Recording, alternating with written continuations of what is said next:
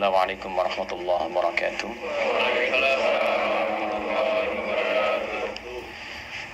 Alhamdulillahilladzi aqsama bis-subhi idza tanaffas. Wassalatu wassalamu ala Rasulillah nabiyyina wa sayyidina Muhammad ibn Abdullah alladzi ub'ida 'anil waswas wa 'ala alihi wa sahbihi wa dhurriyyatihi wa ummatihi ila yaumil mi'ad alladzi nabda'u fihi tanaffus. Wa ba'd. Jemaah sekalian yang dirahmati Allah Subhanahu wa taala. Alhamdulillah, di kesempatan pagi hari ini waktu Indonesia bagian barat di sana dan waktu Jepang di sini 2 jam berbeda, kita lebih cepat. Tapi dalam kecepatan 2 jam itu kita masih diberikan kesempatan oleh Allah untuk beriman. Ini nikmat yang penting untuk kita syukuri, karena di antara sekian orang berkehidupan di hari ini, belum tentu keseluruhannya bisa mendapatkan anugerah iman. Di antara sekian orang yang mengatakan dirinya beriman kepada Allah, alhamdulillah kita yang masih diberikan kekuatan untuk membuktikan keberimanan kita kepada Allah dengan menunaikan ibadah salat subuh berjamaah di Masjid Indonesia Tokyo ini. Semoga salat kita diterima oleh Allah Subhanahu wa taala. Doa-doa kita diijabah dan zikir-zikir kita insyaallah juga diperkenankan dengan penerimaan yang baik si Allah Subhanahu wa taala. Alhamdulillah, yang pertama ini syukur dan kebahagiaan tersendiri kami diberikan kesempatan kembali untuk membersamai jamaah di Masjid Indonesia Tokyo ini, di masjid yang sama-sama kita berjuang untuk bisa menghadirkannya. Dari awal peresmian juga saya menghadiri dan mengikuti kegiatan dari sejak bahkan Ramadannya, di luar Ramadannya. Dan kita ingin mengingatkan dengan beberapa kawan-kawan yang mungkin masih menggunakan seragam koko kebanggaan dan kebahagiaannya itu, Mas Uwais, Mas Yusuf dan kawan-kawan lainnya. Saya ingin mengingatkan bahwa masjid ini didirikan dengan dasar satu, kolektivitas keislaman yang kuat. Di sini ada semangat untuk berjamaah, semangat untuk membangun kerukunan, dan betul-betul berjuang untuk bisa memperkenalkan Islam dan meningkatkan ibadah kepada Allah Subhanahu wa taala, khususnya di lingkungan Tokyo dan pada umumnya di Jepang. Mudah-mudahan niat dan seluruh apa yang kita harapkan itu sampai hari ini masih dicatat oleh Allah sebagai amal soleh untuk kita semuanya. Teman-teman sekalian, subuh itu memiliki keistimewaan yang unik, baik di dalam Al-Quran juga di dalam keterangan hadis-hadis Nabi Muhammad sallallahu alaihi wasallam. Saking unik dan istimewanya, Nabi bahkan memberikan contoh langsung yang kelak akan diikuti, bahkan diburu oleh para sahabat, baik yang senior dan yang paling menarik juga berkompetisi di dalamnya sahabat yang junior. Sampai saking inginnya mengetahui aktivitas Nabi dalam mempersiapkan subuh ini, ada sebagian nanti sahabat junior yang ingin mengetahui lebih dalam sampai lingkar terdekat Nabi. Ada yang mencoba menginap di kediaman kerabatnya untuk mengetahui bagaimana Nabi bangun dari tidurnya hingga mempersiapkan subuh beliau sallallahu alaihi wasallam. Saya akan batasi pada 3 bagian pokok terkait dengan subuh ini, sehingga dengan batasan ini saya berharap kajian kita efektif. Yang pertama, karena kita hanya akan sampai pada jam 6.30 kurang lebih. Yang kedua, dari efektivitas dan fokus pada kajian kita ini, saya berharap ada perubahan kelak, mulai dari hari ini, esok dan selanjutnya, tentang cara kita menyiapkan dan menghadapi serta mengamalkan nilai-nilai subuh dalam kehidupan kita.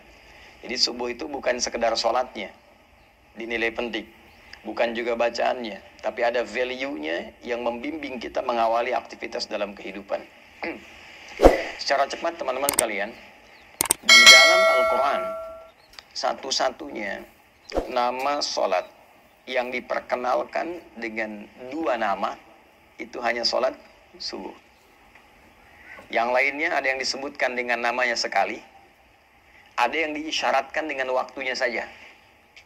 Tapi subuh dia menjadi spesial karena disebutkan kedua namanya sekaligus, yang memberikan isyarat pedoman berkehidupan bagi setiap muslim khususnya dalam mengawali aktivitasnya.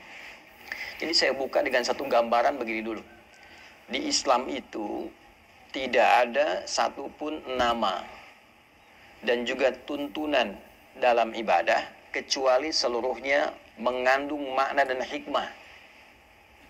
Baik ya? Dari namanya, kemudian terkait dengan pelaksanaannya, ritualnya, itu bukan ritual hampa yang cuma kita bergerak-gerak, tidak. Di dalamnya ada maknanya, setiap bacaan ada artinya, bukan sekedar terjemahan, tapi juga mengandung pedoman dalam berkehidupan. Dituntun kita dalam menjalani hidup dari makna-makna yang kita dapatkan dalam proses ibadah itu. Karena itulah setiap ibadah dalam Islam itu selalu akan memberikan peran perubahan pada perilaku dan kehidupan kita. Saya ambil contoh begini.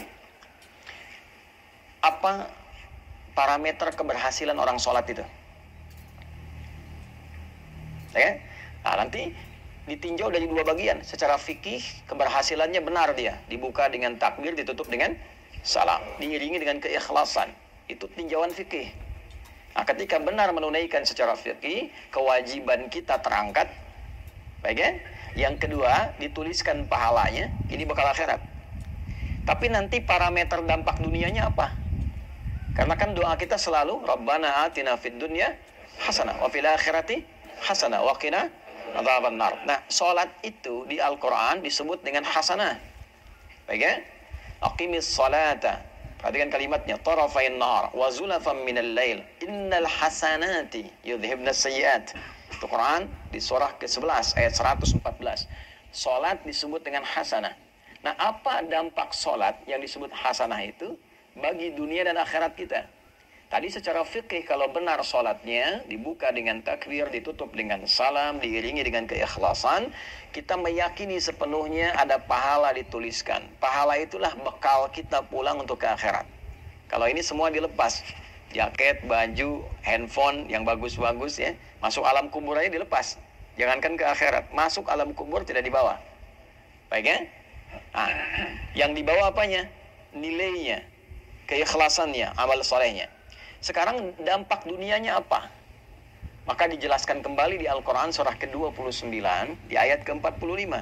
Utlu ma uhya ilaika minal kitab wa aqimis salah inna salata tanha 'anil fahsya wal munkar. Jadi kalau sholat itu benar dikerjakan, satu dampak dunianya dia bisa merubah perilaku, bertransformasi menjadi pribadi yang lebih baik.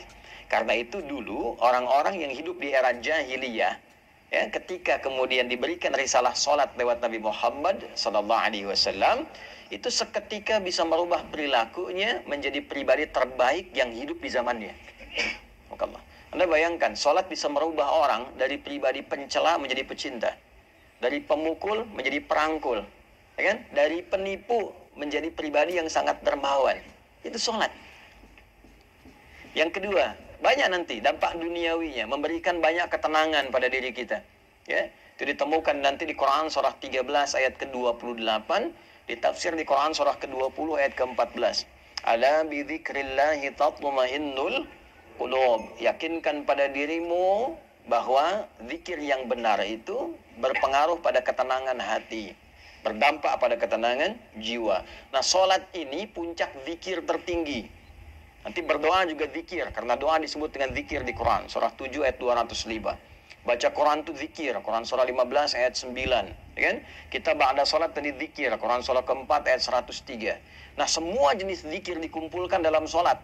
Takbir ada di situ, tasbih ada di situ, tahmid ada di situ, Quran ada di situ. Ya, karena fungsi zikir itu melahirkan ketenangan. Karena itu ketika kita menunaikan sholat, dan sholat disebut dengan zikir, wa aqimis sholata li dzikri, tunaikan sholat sebagai zikir kepadaku, maka disitulah ada puncak ketenangan yang bisa kita dapatkan. Jadi kalau Anda sedang gelisah, bekerja, gelisah, ada masalah, mampir masjid. Kalau nggak sempat menemukan masjid, ambil wudhu, menghadap kiblat, sholat 2 rakaat. Disitulah dapatkan ketenangan dalam hati kita. Walaupun solusi belum tiba saat itu, tapi hati kita cenderung tenang. Itu dampak dunianya. Jadi tidak ada ibadah di dalam Islam yang tidak punya makna. Dan tidak ada satupun ibadah dalam Islam yang tidak memberikan pengaruh pada kehidupan implementatif kita ke dalam keseharian. Nah, sekarang kita akan mulai dari yang basic dulu, yang kita lakukan setiap hari sebagai seorang mukmin, yaitu pertama menunaikan ibadah salat. Waktunya dibuka dengan yang pertama, yaitu salat subuh. Apa artinya subuh? Itu dulu. Jangan-jangan selama ini sholat subuh, tapi kita belum mengetahui artinya subuh. Yang kedua, dia punya nama yang kedua lagi diperkenalkan dalam Al-Quran, tadi yang saya bacakan. Ya, contoh Quran surah ke-17 di ayat ke-78. Ia juga disebut dengan Fajr. Aqimis salata liduluki syamsi ila ghasaqil laili wa Qur'anal fajr. Inna Qur'anal fajri kana mashhuda. Disebut dengan subuh di Quran surah ke-81 At-Takwir di ayat ke-18. Was-subhi idza tanaffas. Baik. Teman-teman, Bapak Ibu sekalian, subuh. Saya ulangi, subuh. Di dalam bahasa Arab itu seakar dengan kata asbah. Asbah itu asalnya sesuatu yang sudah siap, rencana yang sudah matang. Asalnya, bila Anda memiliki agenda yang tersusun rapi, yang siap Anda eksekusi, yang siap Anda jalani, itu orang Arab akan bertanya begini, kaifa asbaht? Nah, bagaimana kabarmu di subuh ini? Maksudnya bukan bertanya keadaan kita semata. Beda dengan kaifa haluk, apa kabarmu dia? Nah, tapi dia bertanya, bagaimana keadaanmu di pagi ini? Apakah sudah siap dengan rencana-rencana yang siap kau kerjakan? Oke? Okay? Nah, jika Anda ingin ambil ke akar katanya, dalam waktu mula Anda merencanakan sesuatu, dan siap untuk dieksekusi di awal kehidupan Anda jalani, itu waktunya disebut dengan subuh namanya. Nah, jadi subuh disebut dengan subuh seakan memberikan kesan bahwa dari mulai Anda bernafas menjalani aktivitas, Anda sudah merencanakan berbagai macam kegiatan yang akan dieksekusi di waktu itu.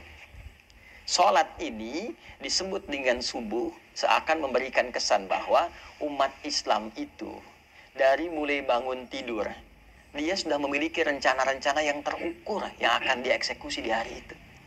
Jadi tidak ada sikap seorang muslim sejatinya, kecuali saat bangun tidur itu dia sudah punya rencana kegiatan yang jelas. Anda jam 7 mau di mana hari ini? Jam 8 mau kerjakan apa? Jam 12 nanti mau di mana? Sholat asar ditunaikan di masjid mana? Jadi pribadi muslim itu, menjadi muslim adalah menjadi pribadi yang teratur. Menjadi muslim, menjadi pribadi yang terencana. Jadi diajarkan kita dalam sholat, dipaksa kita bangun untuk kebaikan kita, tapi juga dituntun untuk merencanakan semua kegiatan kita. Bahkan semakin tinggi iman dan takwanya, dia merencanakan sampai akhiratnya. Itu yang dimaksud Quran surah 59 di ayat ke-18. Ya ayyuhalladzina amanu taqullaha wal tanzur nafsum ma qaddamat lighat. Ya, itu disebutkan 361 kali dalam Al-Quran. Huruf nida panggilan, nidaul qarib, mutawassit wal ba'id. Huruf memanggil orang-orang dengan jarak yang dekat, menengah ataupun jauh. Seakan Allah ingin katakan begini, hei semua orang yang telah menyatakan dirinya beriman kepadaku, mau kalian merasa bertempat yang dekat, menengah, ataupun merasa di tempat yang jauh? Ayyuha disebutkan 150 kali dalam Al-Quran. Ayyunya munada berfungsi menguatkan, haknya tandih berfungsi mengingatkan. Aku tegaskan, aku ingatkan pada kalian semua. Alladzina disebutkan 1080 kali dalam Al-Quran, mencakup laki-laki, perempuan, besar, kecil, tua, muda, apapun strata kehidupannya. Siapapun kalian, besarnya pangkat, tak punya jabatan, apakah merasa hartanya melimpah atau cukup hidupnya, berilmu atau sedikit ilmunya, tanpa kecuali aku tidak bedakan, kata Allah, sepanjang kalian masih menyatakan dirinya beriman. Ittaqullah, tingkatkan dan jaga selalu takwamu kepada Allah. Dan di antara ciri orang takwa itu, wal tanzur nafsum ma qaddamat lighad, dia memiliki kesiapan rencana sampai persiapan pulangnya kembali pada Allah Subhanahu wa taala. Jadi takwa itu bukan hanya sholat. Ya, takwa itu bukan hanya baca Al-Qur'an. Ya, ketika Anda menyiapkan rencana yang terukur pun, memiliki program-program kehidupan sampai pulang, itu bagian dari takwa. Nah, saya tanya begini, siapa yang pengen ke surga? Angkat tangan boleh. Nah, ya? Yang surganya Firdaus. Nah, Masya Allah. Dah, turun dulu. Yang merasa sudah cukup amalan untuk ke Firdaus. Boleh angkat tangan. Nah, sampai batuk tuh. Yang merasa amalnya masih sedikit. Yang merasa banyak salah, angkat tangan. Tuh, ya. Boleh aneh ya? Nabi Adam itu salahnya satu, keluar dari surga. Anda salah banyak, pengen masuk. Nah, bagaimana memplanning itu? Menyiapkan rencana yang positif sampai kita mendapatkan rahmat Allah. Jadi rumusnya kan turunkan jenis surganya di Al-Quran, ada 8 jenis, dari Firdaus sampai ke surga yang standar biasa. Tapi mohon maaf, standarnya pun tetap surga. Itu turunkan karakternya bagaimana, amalannya apa saja, tekuni itu dengan profesi kita di bumi sampai kita mendapatkan hasilnya. Itulah subuh. Misal, Anda menginginkan surga Firdaus. Karakteristik penghuni surga Firdaus dan amalannya itu ada misalnya di Al-Quran surah ke-23 ayat 1 sampai dengan 9. Sampai Anda menemukan kalimat ulaika humul warithun alladzina yarithuna al-firdausa hum fiha khalidun. Ada orang-orang calon penghuni surga Firdaus yang sedang berpetualang di bumi. Nah, siapa mereka itu? Nah, balik ke atas, qad aflahal mu'minun. Ciri pertamanya dia punya iman yang kuat. Ada amana, amanu, yu'minun, mu'minun. Beda. Amana, amanu baru standar keimanan. Perlu dilatih amal soleh terus ditingkatkan. Karena itu ketika amanu dibuka lagi dengan amal soleh. Dibuka dengan puasa, dibuka dengan sholat dan seterusnya. Ya. Wal asr. Innal insana lafi khusr. Illa alladhina amanu wa amilus salihat. Ya, maka dipacu lagi dengan amal soleh. Naik nanti yu'minun. Ya, iman yang konsisten dijaga terus. Alladzina yu'minuna bil ghaibi wa yuqimunas. Latihan dia. Setelah merasa nikmat, merasa imannya kuat, ya cirinya salah satunya jangankan yang fardu, ketinggalan yang sunnah saja sudah gelisah itu. Dia berubah jadi mu'minun. Karena itu kualitasnya beda. Kalau amana, amanu baru sekedar sholat. Yang penting terpenuhi kewajiban. Kalau sudah mukminun, dia ingin memastikan sholatnya terasa nikmat dan khusyuk. Alladzina hum fi sholatihim khashi'un. Maka Anda boleh menjadi pengajar, boleh menjadi pebisnis, boleh menjadi diplomat, birokrat. Tapi dalam saat yang sama, kalau ingin Anda punya rencana ke surga Firdaus, jaga waktu sholat Anda dan tunaikan dengan khusyuk. Firdaus. Kalau sholat biasa, mungkin khusyuknya standar. Tapi pengen ke Firdaus, berusaha terus selama hidup, dalam level kehusyuan yang tinggi yang mampu kita lakukan. Ya, walladzina hum 'anil lagwi mu'ridun, yang enggak penting-penting tepikan. Nah, itu dibuat rencananya secara terukur. Kita tuh punya visi panjang loh, bukan cuma dunia. Sampai akhirat, akhiratnya turunkan, jadikan panduan berkehidupan. Nah, itulah yang dimaksud Quran, surah ke-81 ayat 18. Wasubhi idza tanaffas, dan aku bersumpah kata Allah. Pakai kosam tuh. Demi waktu subuh yang mengiringi setiap nafas yang keluar yang baik, yang dengan itu keluarlah produktivitas amal soleh setiap makhluk. Allah kasih contoh. Maaf, setiap subuh itu diberikan semua contoh kehidupan kita. Tumbuhan, nafas pertamanya keluar oksigen. Dia serap karbon dioksida, dia keluarkan oksigen pagi hari. Saya waktu di Utrecht di Belanda itu, setelah ada sesi mengajar itu, saya tinggal di satu flat apartemen. Itu depannya itu bagus sekali, hutan lindung yang terjaga, sehingga udaranya bagus. Saya ingin buktikan bagaimana ayat ini bisa terasa dalam fenomena alam. Saya keluar kurang lebih 2-3 menit sebelum waktu subuh. Itu udara yang terasa, masih terasa karbon dioksidanya. belum segar. Tapi begitu masuk waktu subuh, wasubhi idza tanafas, ganti. Oksigen mulai muncul, segarnya mulai muncul. Jadi Anda bisa bayangkan, tumbuhan saja dimulai waktu subuh dia sudah punya rencana yang terbaik untuk memberikan manfaat dalam kehidupan. Ayam subuh sudah berkokok, kan? Binatang, angin, subuh, sepoi sudah bertasbih. Jadi Anda bayangkan makhluk yang tidak dihisab, dia punya rencana strategis dalam hidupnya dan sudah memberikan manfaat di awal aktivitasnya. Saya, Anda, kita yang jelas dihisab dari ujung kepala sampai ujung kakinya, yang menginginkan berada di surga Firdaus di awal masa transit sampai tinggalnya di akhirat nanti. Maka ditanya oleh Allah, tanya balik tuh, apa yang kau siapkan, rencana apa yang kau punya di awal bangunmu, di awal nafas kehidupan yang engkau akan jalani. Jangan-jangan tumbuhan yang tidak dihisab memberikan manfaat, manusia yang dihisab justru belum punya rencana manfaat yang bisa ditebarkan dalam kehidupan. Maka kita diajarkan dari awal, ya, saking pentingnya rencana-rencana yang baik ini, maka Al-Quran meminta kita menyiapkan bahkan sebelum subuhnya. Ya, saya mulai dari hadis Abu Daud, nomor hadis 1367. Nanti diriwayatkan oleh sahabat mulia yang junior, namanya Abdullah, anaknya dari paman Nabi SAW Abbas bin Abdul Muttalib radhiyallahu ta'ala anhu. Perhatikan kalimatnya, beliau meriwayatkan, dan riwayat ini sangat penting, dari 2000 riwayat yang pernah beliau sampaikan. Qala an Ibnu Abbas radhiyallahu ta'ala anhuma qala kana an-nabiy sallallahu alaihi wasallam. Ibnu Abbas ini meriwayatkan hadis ini sampai beliau meminta menginap di rumah bibinya Sayyidah Maimunah. Jadi kalau nanti Anda yang umrah atau haji, mudah-mudahan yang belum bisa segera ya untuk berangkat, itu tidak cukup dengan amin, nabung tuh ya. Nabung, berdoa ya. Nanti kalau sudah berangkat, Anda cari namanya pintu Babus Salam. Dari Zamzam patokannya belok kanan, ada pintu 26 yang kiri gate Ismail, di samping yang ada Istana Raja tuh, Jabal Kubes. Masuk ke kanan, lurus dulu setelah gate Ismail, nanti sedikit lagi 27, 28 bertemu pintu gate Nabi namanya. Tandanya yang ada jembatan ke arah masjid dari istana itu. Ada tulisan gate Nabi, Babun Nabi. Disitulah kediaman Sayyidah Maimunah radhiyallahu ta'ala anha, dan disitulah Nabi berkehidupan tinggal setelah Sayyidah Khadijah wafat. Ya, letak rumah Sayyidah Khadijah di depan yang pintu Marwah. Ya. Nah, di gate Nabi ini beliau pernah tinggal di kediaman Sayyidah Maimunah. Ibnu Abbas kecil tinggalnya di samping pintu Babus Salam.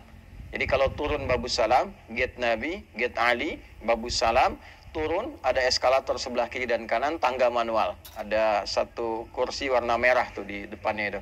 Turun ke bawah, ada tulisan Babus Salam. Babus Salam tuh nanti sejajar.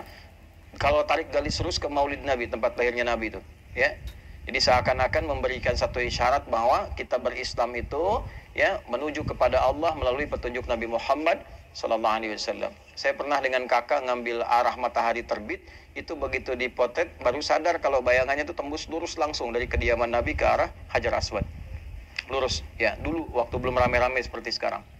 Nah, saya mau katakan cepat, itu dari pintu itu saya mau ilustrasikan ya, mengarah ke sofa nanti rumahnya Arqam bin Abi Arqam, anak muda usia 17 tahun yang dalam riwayat salah satunya menyebutkan orang yang ke-17 masuk Islam, diajak oleh Sayyidina Utsman bin Affan radhiyallahu taala anhu dari 40 orang awal yang masuk Islam. Disebut dengan generasi awal as-sabiqunal awwalun. Anak ini, anak bungsu, sudah disiapkan oleh orang tuanya untuk mengabdi kepada Islam dengan mendalami pengetahuan. Jadi anak pertamanya Fudail dikhususkan melayani Nabi jadi asisten Nabi. Kelak ketika Nabi akan meninggal, Fudailah yang membawakan air wudhu untuk Nabi. Saat berwudhu, kemudian beliau sudah selesai dan wafat kemudian hari ya di pangkuan Sayyidah Aisyah radhiyallahu taala anha. Adiknya yang bungsu ini yang disiapkan oleh ayahnya untuk mendalami Islam, khusus terkait dengan Quran dan kepribadian Nabi. Jadi mohon izin saya sedikit dalamkan ya. Ini pesan bagi kita, kalau sudah berkeluarga disiapkan. Jangan hanya sekedar menyatu, punya keturunan, disekolahkan, tidak, siapkan. Ini anak pertama mau jadi apa? Anak kedua kemana arahnya? Anak ketiga seperti apa? Sehingga melengkapi visi dan kebahagiaan yang disiapkan di kehidupan keluarga itu. Jelas. Sampai ke akhirat bergandengan tangan, dibawa semua. Menghadap Allah dalam kebaikan. Itu ada konsepnya di Quran. surah ke-13 ayat 23 sampai 24. Kalau Anda bisa menyiapkan begitu, itu disambut oleh malaikat saat masuk ke surga. Di semua pintu surga. Ya, nanti di akhir saya tajamkan itu. Nah, Abdullah bin Abbas ini selalu disingkat dengan Ibnu Abbas. Ya, perhatikan ini di ilmu sanad ya. Kalau ada ayah, ibu mendidik anaknya dengan baik sampai dekat dengan Allah, itu kalau di ilmu hadis dibuang nama anaknya, dilekatkan nama orang tua diwakili ayahnya. Misal, namanya Abdullah, bapaknya Abbas. Diisyaratkan dengan ibnu, anak laki-laki, Abbas. Abdullahnya dibuang. Untuk memberikan kesan bahwa setiap yang dilakukan oleh anak, yang sifatnya baik, mau dia sholat, baca Quran, mau dia beramal kebaikan apapun, sepanjang pernah dididik oleh orang tuanya, maka semua yang dia kerjakan mengalir pahala dan kebaikannya pada kedua orang tuanya.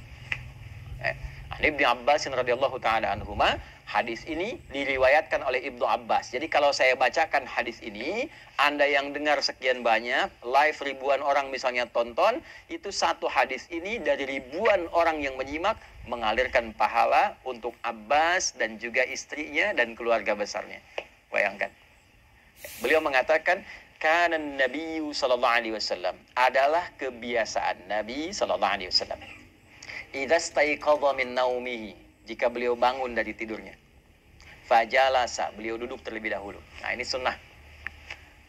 Jadi bangun tidur, terus duduk ya, bukan mandi. Nggak ada orang tidurnya bangun langsung mandi. Ayo yang guru-guru di Slit ya, diajarkan lirik yang sesuai hadis itu bagus. Bangun tidur, terus duduk. Kemudian duduk dulu, tenang. Kemudian wa masaha biyadihi min athari naumi, beliau menghilangkan bekas ngantuknya dulu dengan bagian tangan yang diduga bersih. Hilangkan dulu ngantuknya. Ya, ini penting kalimat ini karena nanti ada hadis. Kalau Anda bangun tidur, cuci dulu tangan Anda karena Anda tidak tahu tangan itu berkelana kemana saat tidur. Ya, dalam situasi yang khusus, tapi situasi yang umum, yang bersihnya, hilangkan dulu bekas ngantuknya. Nah, supaya Anda berdoa dalam keadaan sadar. Jadi bukan berdoa dalam keadaan ngantuk. Ya, sadar.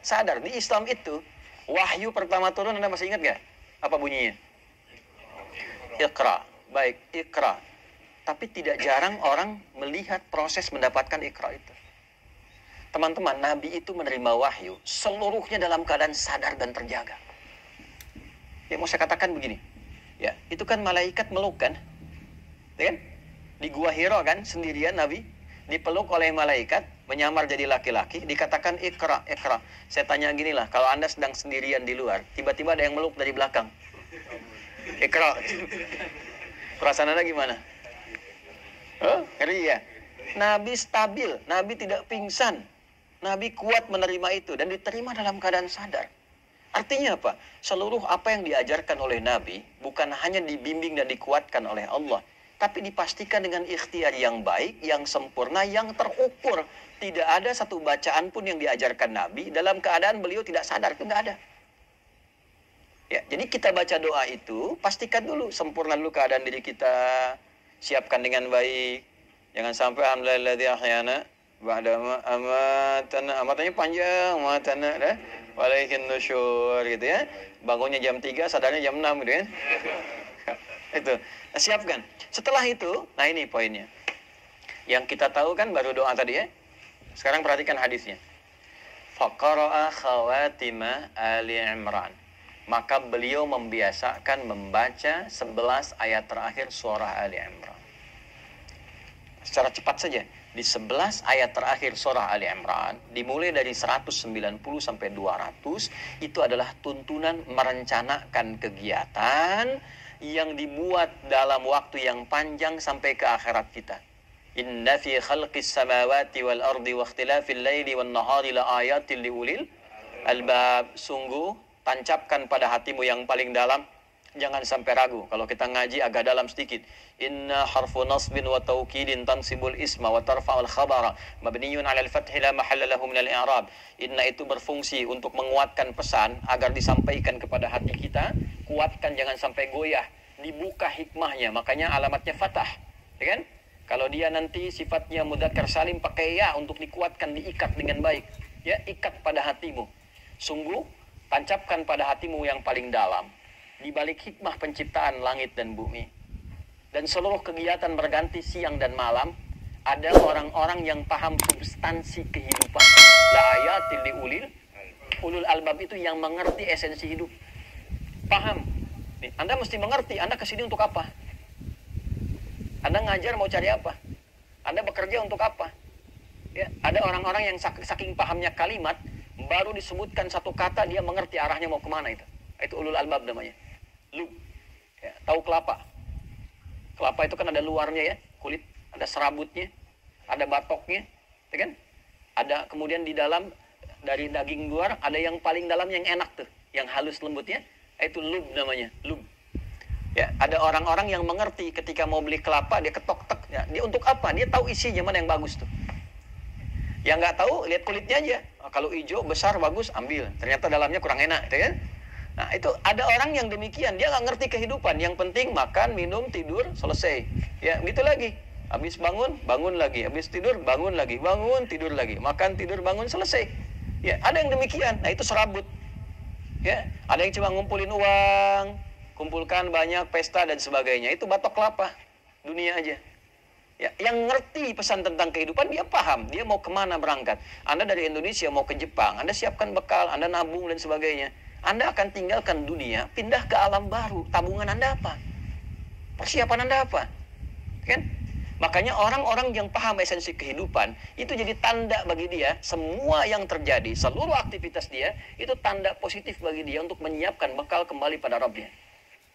Alladzina yadhkuruna Allah qiyaman wa qu'udan wa 'ala junubihim wa yatafakkaruna fi khalqis samawati wal ard. Maka tafakkur itu adalah meruntutkan ya segala jenis aktivitas, disusun dari awal secara sistematis. Kalau belajar dari akibat disebut tadabbur namanya. Menganalisis disebut dengan tanawwur. Tapi tafakkur dari kata tafakkara yatafakkaru. Ya, mengambil semua rencana kegiatan, disusun dengan rapi, ya, dimitigasikan untuk dipraktekkan.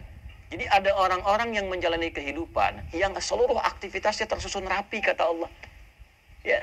Apapun itu, di siang dia punya agenda, di malam dia punya agenda, dan dahsyatnya dia siapkan itu bersamaan dengan zikir mengingat Allah Subhanahu wa taala.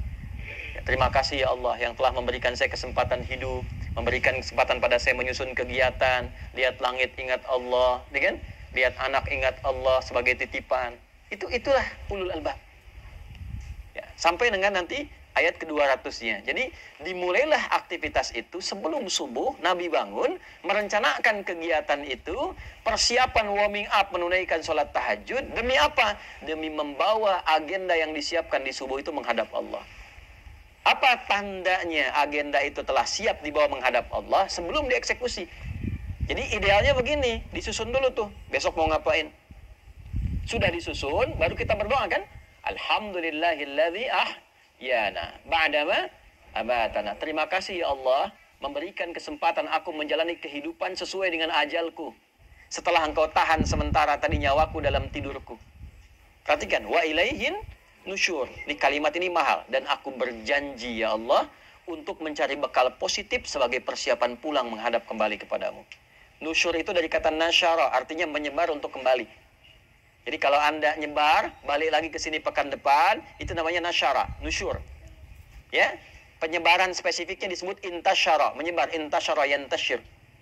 Nah, kita ini menyebar untuk balik ke Allah, maka kita katakan wa ilaihin nusyur. Jadi setiap kali Anda bangun tidur, kita katakan ya Allah, saya pengen cari bekal yang baik hari ini sebagai persiapan pulang menghadap kepadamu. Nah, persiapan itulah yang kita rinci satu-satu. Ya, jam sekian saya bangun, kerjakan ini. Sebelum kita eksekusi, bawa dulu itu menghadap Allah, supaya dibacakan oleh kita. Minta kemudahan, minta kelancaran, minta perlindungan. Semua bacaan yang kita bacakan itu disebut dengan Quran dalam bahasa Arab. Zikir itu Quran. Ya kan? Doa itu Quran. Bacaan-bacaan kita Quran. Kalau yang dimaksudkan Al-Fatihah sampai dengan An-Nas, tambahkan alif lam di depannya, menjadi Al-Quran. Jelas? Baik ya? Al-Quran, kalau pakai alif lam, kayak artikel the dalam bahasa Inggris. Ya, there are so many cars outside. Itu banyak tuh mobil di luar tuh. Tapi kalau kita katakan the car, is yours. Ya, tapi yang ini itu punya Anda. Oke? Itu kayak artikel Al-Quran khusus untuk firman Allah yang disampaikan melalui malaikat Jibril kepada Nabi Muhammad SAW dari Al-Fatihah sampai An-Nas, berpahala dan beribadah kita dalam membacanya. Itu Al-Quran. Tapi kalau Quran itu semua bacaan yang kita sampaikan pada Allah. Ya, agenda kita, doa kita, harapan kita, zikir kita, istighfar kita, itu digabungkan semua jadi apa? Quran. Maka susun itu agenda kita, harian kita. Nanti tandanya apa? Saat matahari sudah memancarkan sinar pertamanya, membelah kegelapan malam. Pancaran sesuatu pada yang positif, membuka sesuatu yang terang pada nilai kebaikan, disebut fajar namanya. Pancaran yang negatif, yang mengarahkan pada keburukan, disebut fujur namanya. Ada fajar, ada fujur. Pancaran materi yang keluar secara fisikal, memancar tuh dari bawah ke atas, disebut infajar namanya. Tiga-tiganya ada di Quran. Contoh, Anda mau bor tanah, ya, supaya keluar air misalnya. Ya, begitu Anda bor, keluar airnya. Itu bahasa Arabnya namanya infajar. Nabi Musa punya tongkat, dipukulkan ke batu, ya, maka batunya terbelah, keluar 12 mata air. Al-Baqarah ayat 60. Wa idhistasqa Musa liqaumihi faqulna idrib bi'asakal hajar fanfajarat minhu 12 aina. Infajar, keluar 12 mata air. Ya, tongkat Nabi Musa kayu dipukulkan ke batu, kuat batu secara material. Tapi ketika tongkatnya mukjizat, dipukul batunya yang belah. Ya, keluar 12 mata air. Anda punya tongkat emas, pukulkan ke batu, ya, keluar 12 air mata tuh, pecah tongkatnya. Nah, fujur itu pancaran negatif yang keluar dari nafsu nih. Jadi ada takwa, pancaran positif, ada fujur, pancaran negatif. Ya, provokatornya setan. Kalau takwa, supporternya malaikat. Nanti malaikat disebutkan 88 kali, setan disebutkan 88 kali. Quran surah 91 ayat 7 sampai 10. Wa nafsin wa ma sawwaha fa'alhamaha fujuraha wa taqwaha. Allahu akbar, Allahu akbar. Jiwa takwa aktif. Sudah adzan ya? Nggak terdengar adzan, tetap aktif. Subuh siap-siap. Besok jam sekian. Ya kan? Tapi begitu Anda sudah siap, adzan terdengar, selesai adzan, nah jiwa fujur muncul lagi. Tenang, baru adzan. Belum qomat, ya kan? Waktunya masih panjang, pernah begitu? Nah, itu fujur namanya. Itu kan pancaran dari tubuh kita memancar tuh. Nanti keluar dari sini, itu aktif juga. Begitu keluar, lihat tuh kan, sepatunya bagus ya gitu ya. Gitu. Aktif itu. Ya, nah itulah perjuangan kita ngontrol itu. Nanti pancaran keburukan disebut fujur, pancaran kebaikan secara material fisik bendanya ada disebut dengan infajar. Tapi kalau memancar sesuatu, membuka celah kebaikan, membuka sebuah terang, ya, memberikan dorongan-dorongan positif untuk memulai satu aktivitas, disebut fajar namanya. Maka diperkenalkanlah kemudian waktu ini selain subuh, waktu kita membawa agenda datang kepada Allah, tandanya apa? Fajar, matahari sudah mulai memancarkan sinar pertamanya, membelah kegelapan malam sebagai tanda aktivitas akan dimulai. Maka bacaan-bacaan Quran kita dibawa di waktu itu menghadap kepada Allah untuk minta petunjuk, kemudahan, kelancaran, dan keberkahan. Itu yang dimaksud Quran surah 17 ayat 78. Aqimis salata liduluki syamsi ila ghasaqil laili wa qur'ana. Bukan wal Quran, tapi wa qur'anal fajar. Kenapa di situ fajar itu diikuti dengan Quran? Padahal bisa Allah mengatakan begini, aqimis salata liduluki syamsi ila ghasaqil laili wal fajri. Selesai. Kenapa ada Qurannya? Untuk menunjukkan keistimewaan khusus yang melekat di waktu subuh. Jadi jangan biarkan subuh itu menyendiri dengan penunaian sholat saja. Agenda Anda bawa. Ya, harapan-harapan bawa dalam subuh. Makanya ada orang yang nunggu subuh sambil istighfar. Ya.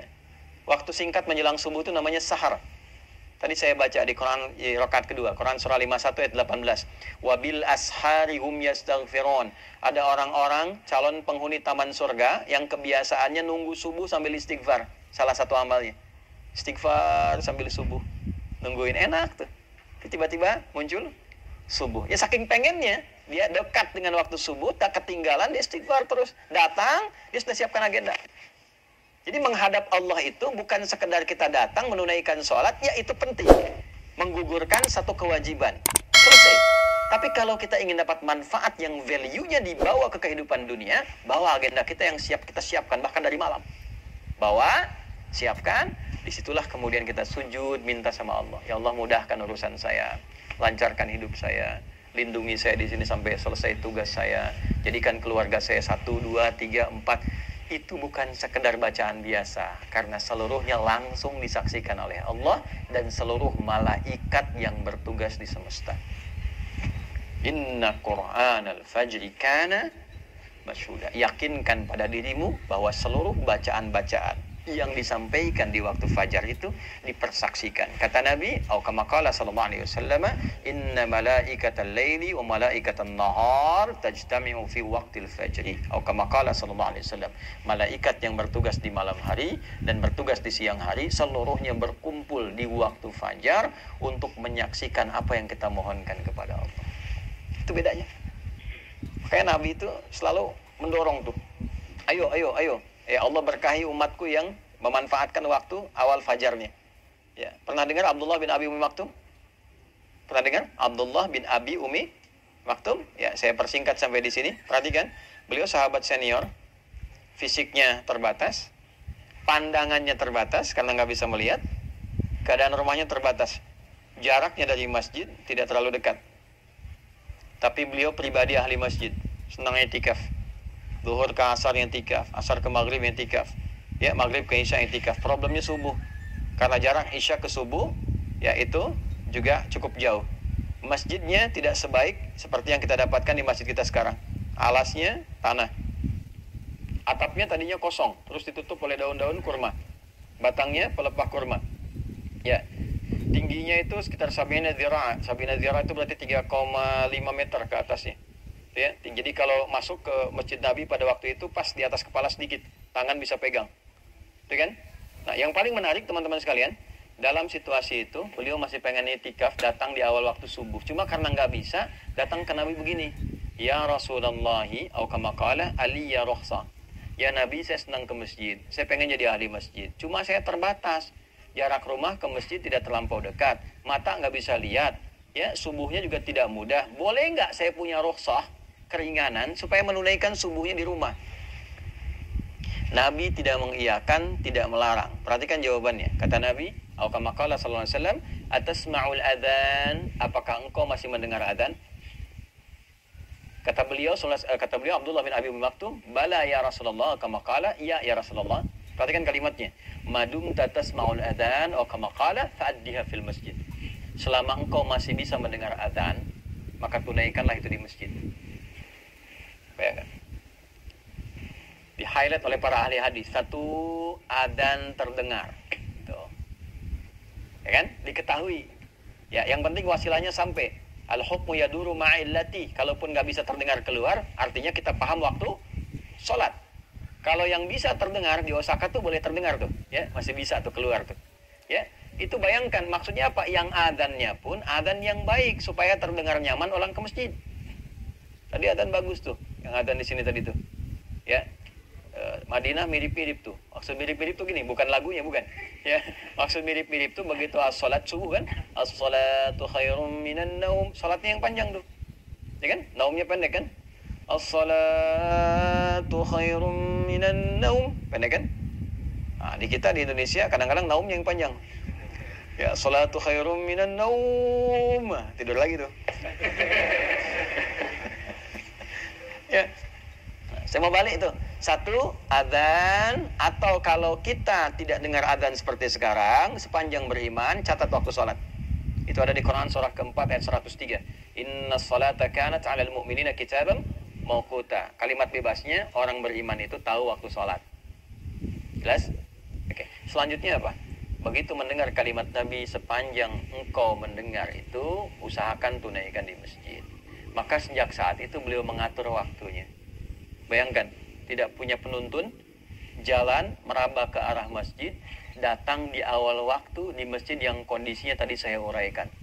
Anda bisa bayangkan, sejak saat itu bahkan adzan subuh itu haknya menjadi Abdullah bin Abi Ummi Maktum, milik Abdullah bin Abi Ummi Maktum radhiyallahu taala anhu. Jadi Bilal itu naik menjadi adzan pembuka.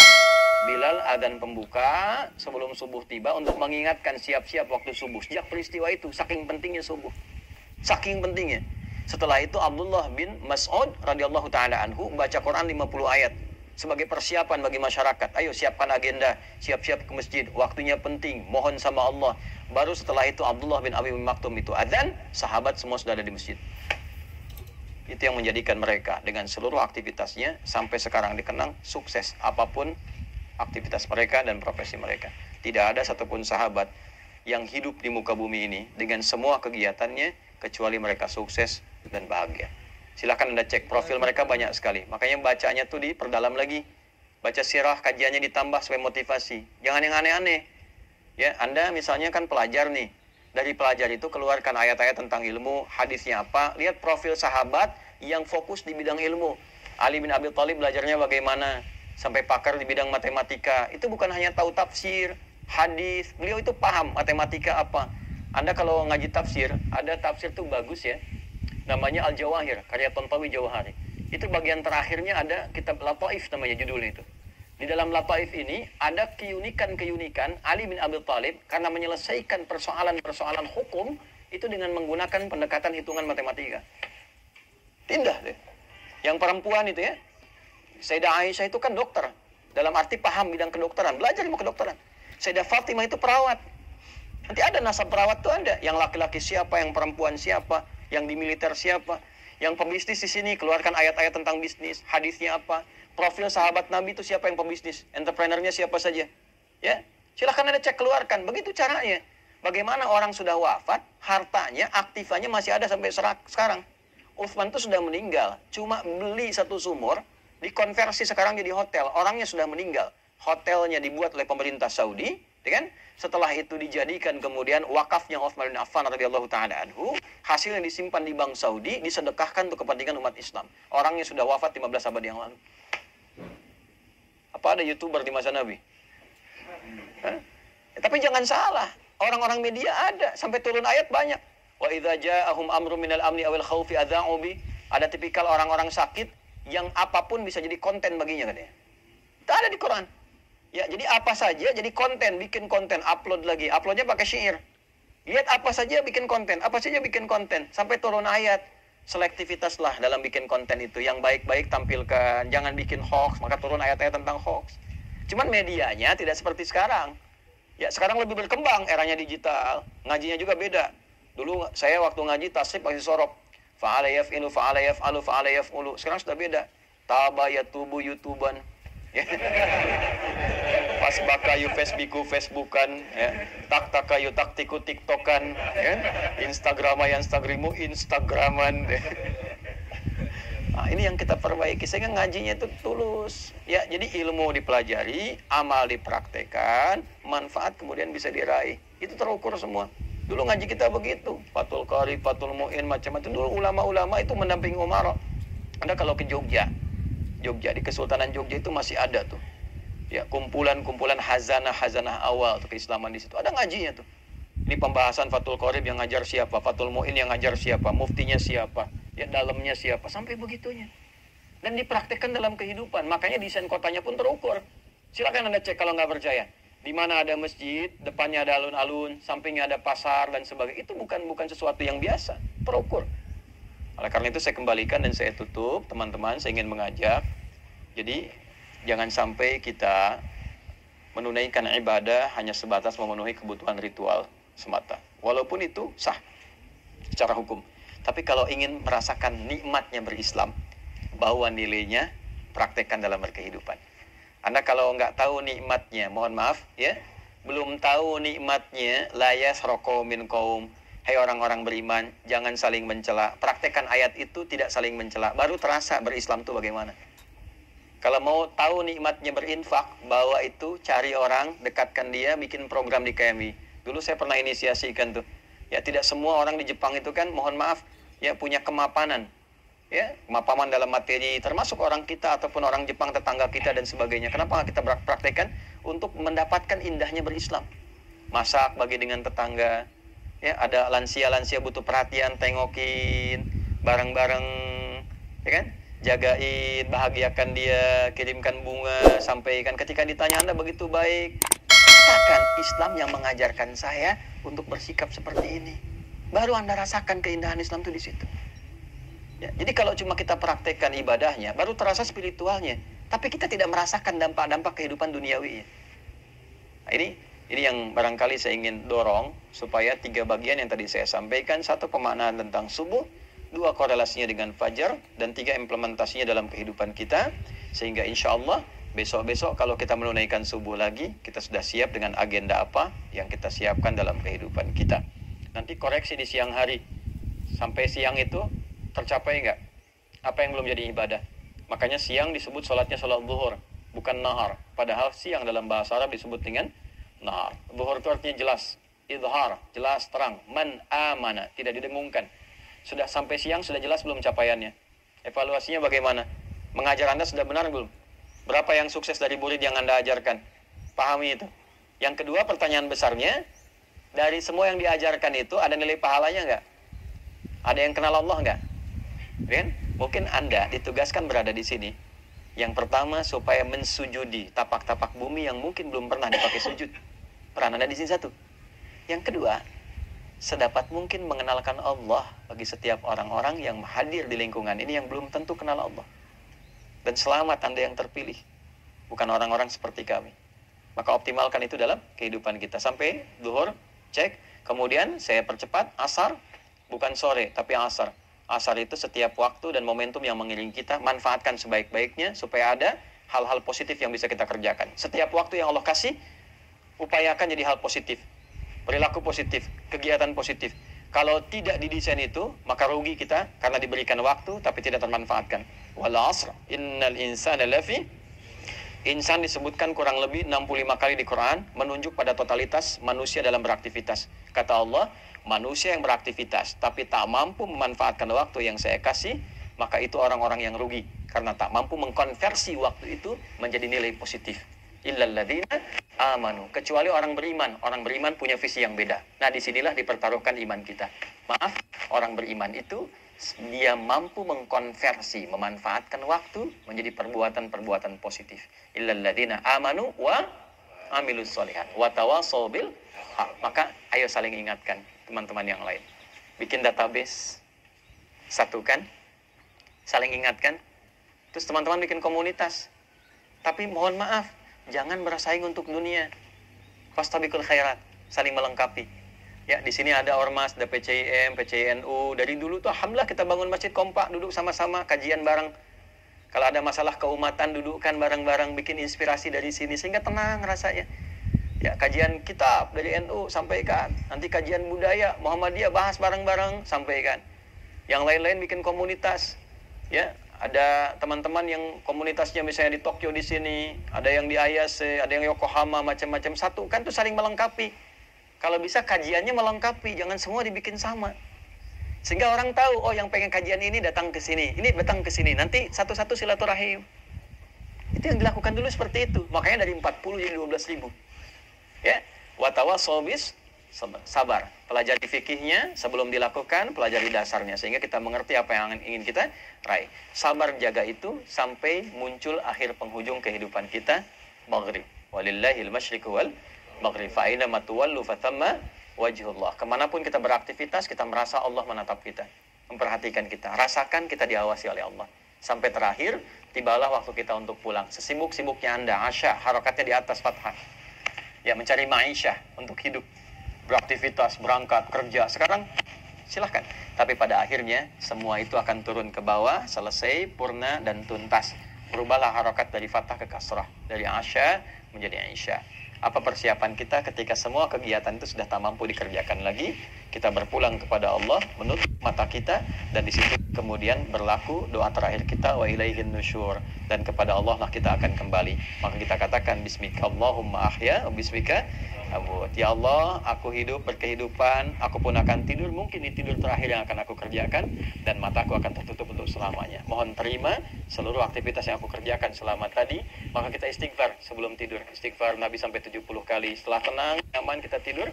Dalam pun wafat, mudah-mudahan wafat dalam keadaan husnul khatimah. Inilah kurang lebih gambaran subuh sampai tidur kembali. Semoga bermanfaat. Semoga yang hadir saat ini bisa meraih manfaat dan tidak ketiduran, karena sekarang waktu merencanakan kegiatan, bukan waktunya untuk tidur. Saya kira itu dulu pengantar yang ingin saya sampaikan. Kita ada waktu barangkali 15-20 menit sebelum kita akhiri. Saya mohon izin, saya batasi 6:30 karena saya mesti kembali ke flat itu untuk bantu mandikan anak-anak dan sebagainya untuk persiapan ke agenda berikutnya. Ya. Saya kira saya cukupkan dulu, nanti setelah itu kita berdialog. Dipersilahkan pada teman-teman kalau ada hal yang ingin kita diskusikan. Assalamualaikum warahmatullahi wabarakatuh.